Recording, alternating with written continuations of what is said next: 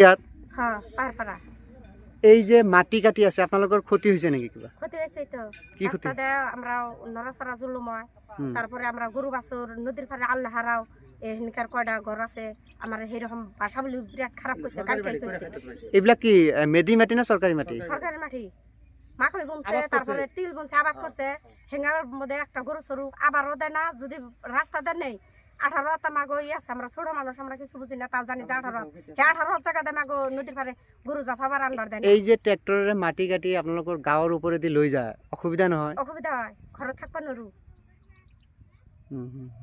এতিয়া মাটি কাটা বন্ধ হ'ব লাগে। বন্ধ হব লাগে আর গরু ছাগল এগুলা কত দুখীয়া মানুষ আছে পুষি থাকে ঘরতে বান্ধি বান্ধি আর ঘাটা লবা আহিলেও হাক দেয়।